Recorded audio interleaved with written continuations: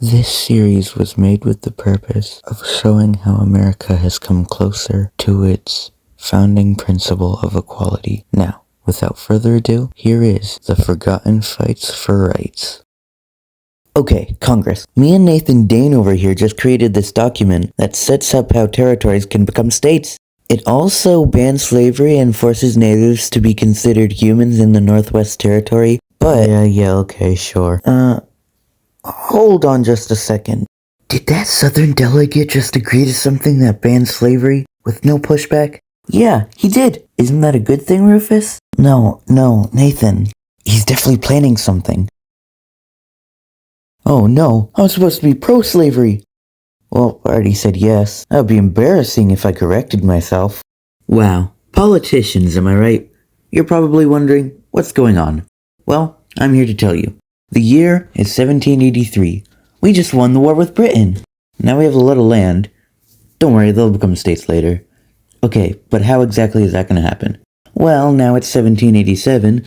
The Continental Confederation Congress.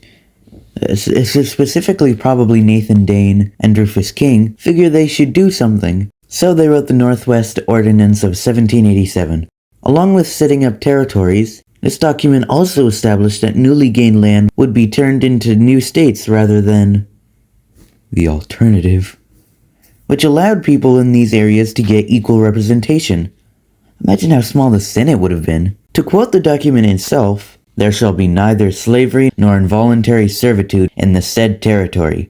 A pretty good way to make people equal. Again, the utmost good faith shall always be observed towards the Indians. Their lands and property shall never be taken from them without their consent, and in their property, rights, and liberty, they shall never be invaded or disturbed. It's just very clear about saying everyone is equal in these new territories. I mean, to a certain extent anyway.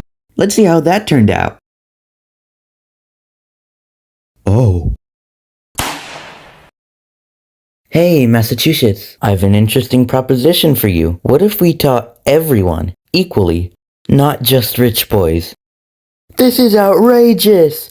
Boo! The common school movement came about in the 1830s and 40s at a time when the lower class didn't get education or much fair treatment at all, with about a third of school-aged children actually attending, and teachers weren't well prepared, so any improvement was vital. Basically, it was the formation, spread, and implementation of free public education for all to give more equal opportunities to the poor. Its main proponent was Massachusetts Secretary of Education Horace Mann, who created a system similar to that of Prussia's, which we still have a very similar form of today, so it must be good.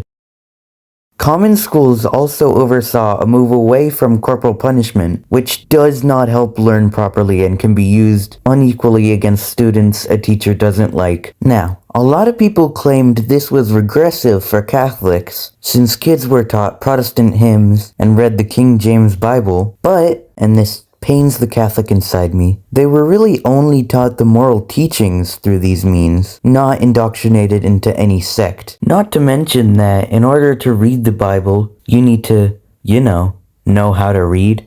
And if you're going to a common school, then you wouldn't know how to read otherwise, so it's giving you the tools to do so. Even if supporters of common schooling wanted less biased material, many thought that religion should be further instilled upon students, with Archbishop of New York John Hughes saying, "If you exclude all the sects, you exclude Christianity.